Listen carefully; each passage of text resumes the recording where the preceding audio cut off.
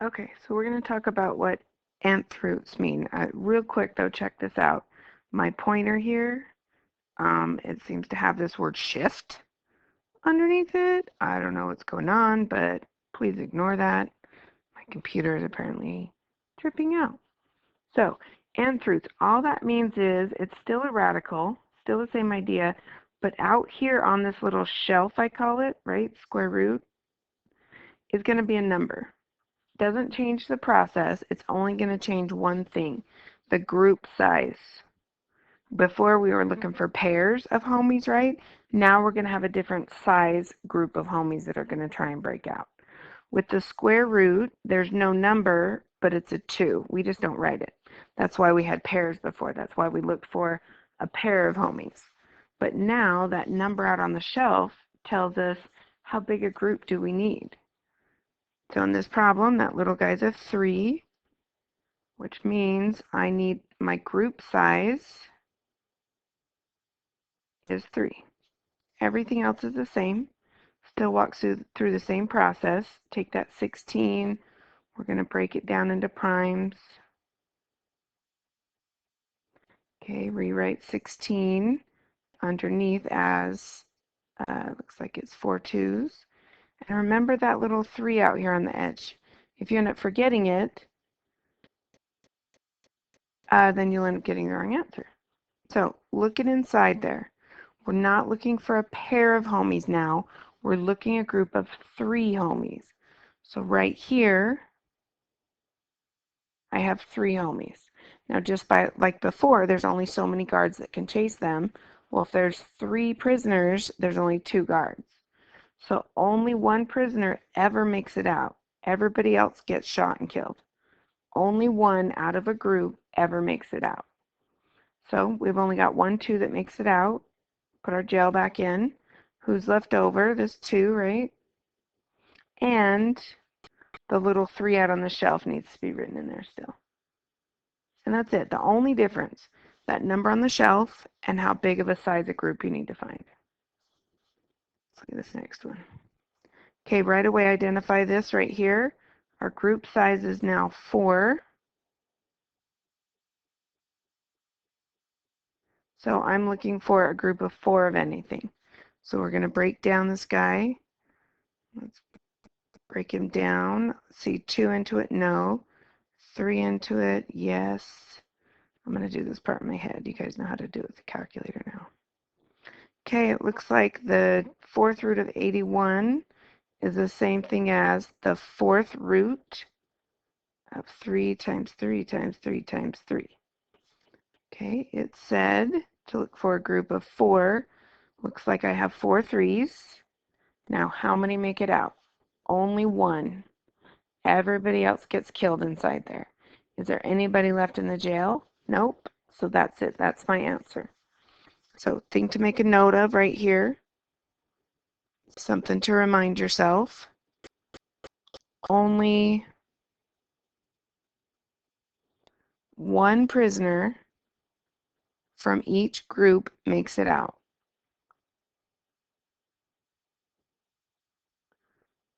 From a group makes it out. No matter how big it is. Only 1 makes it out. Always.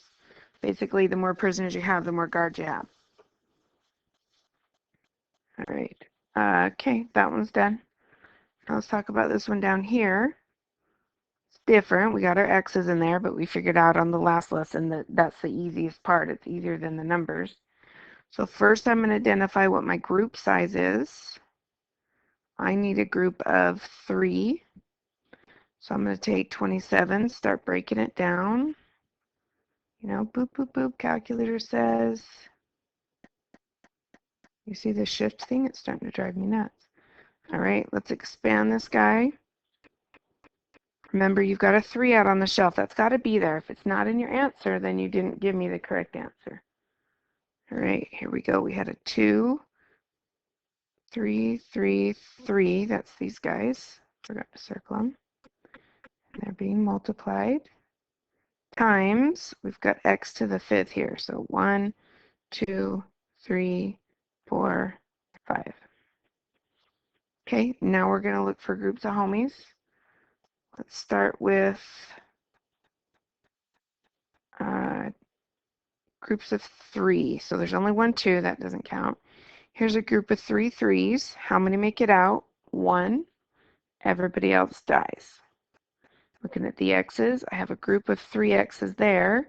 1 will make it out. The rest of them die.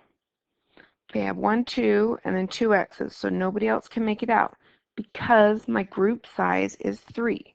There are 2 x's, yes, but this number out on the shelf says, now you got to have a group of 3 to make it out. So left over inside is 2 x and x, but we don't usually leave it x and x. We would write it as 2x squared. And then the 3x goes out in front still. So no different except for the group size changes. Instead of pairs, you're going to be finding groups of 3 or 4 or maybe 5. Okay, let's look at this one. This one says cubed root. Sorry, I guess I should give you the language before I keep using them, right? Let me write them down over here. I'm going to say these again and again, so I need to make sure that you know what I'm talking about. If it's a 3 out there, that's called the cube root.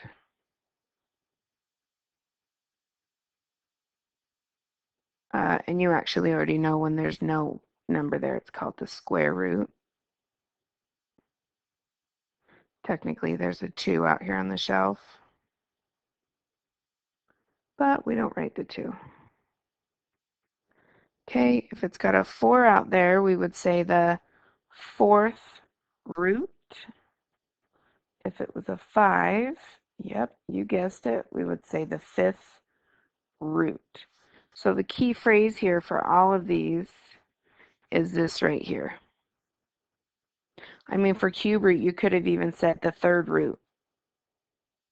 What matters is that you're describing which root it is by saying 3rd, 4th, 5th. If I had a little 10 out here, you would say the 10th root, and so on. Now, I don't expect you to be able to speak in these words. I mean, it's nice when you do, but you need to understand what I'm saying when I say those words. I hope that makes sense. Maybe not. Who knows? Okay, right here, group size was 3. So homies have to be in groups of 3 before they can even try and break out. So we need a group of 3. Right, here we go. We're going to break down our numbers. 32, boop, boop, boop. Calculator's doing a bunch of the work for us. That shift sign is still there.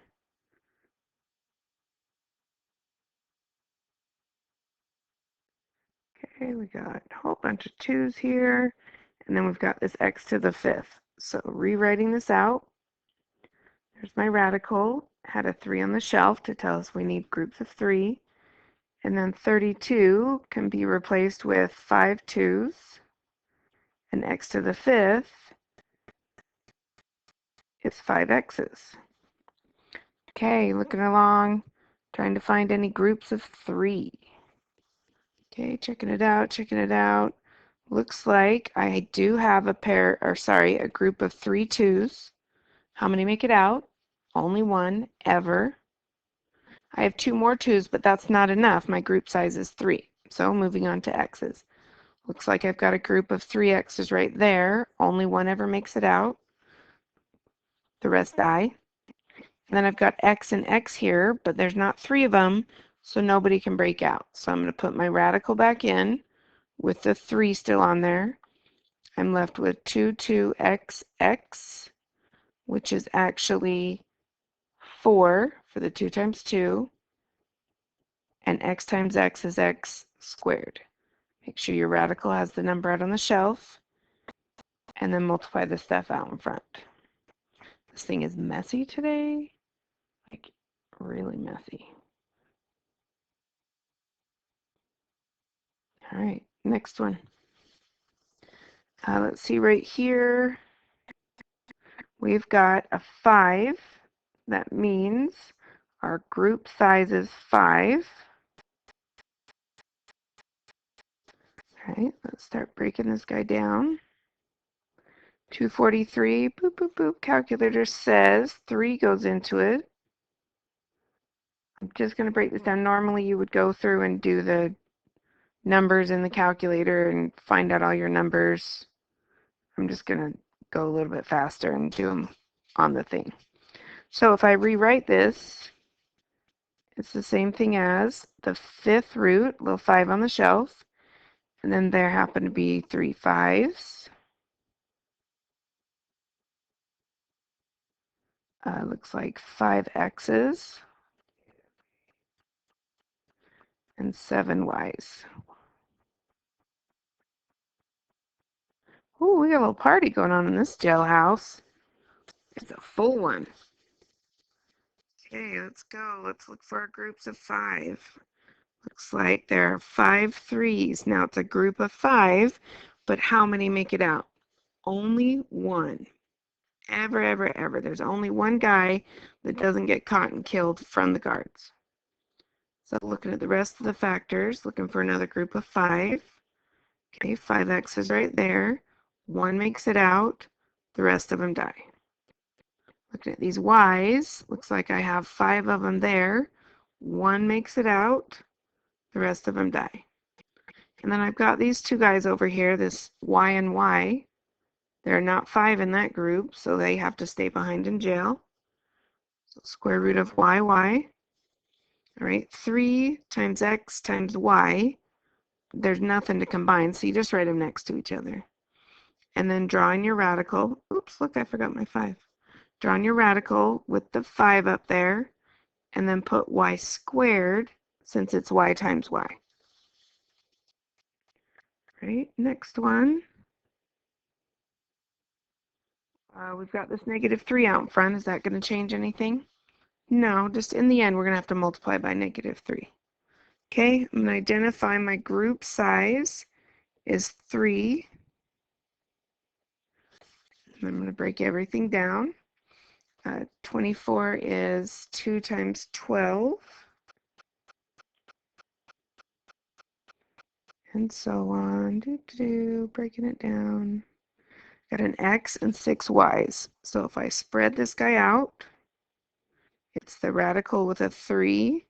Then I've got 2, 2, 2, 3, 1x, and 6 y's. Okay, let's start finding some groups. We got groups of 3. There are 3 2's there. How many make it out? 1.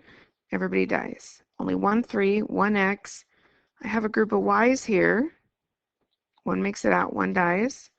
And then I have another set of y's. So another y makes it out, and the other 2 die. And then put my radical with the 3 out there back in, and I've got a 3 and an x left on the inside. Okay, on the outside, everybody joins together with multiplication. Y times y is y squared. Got that 2.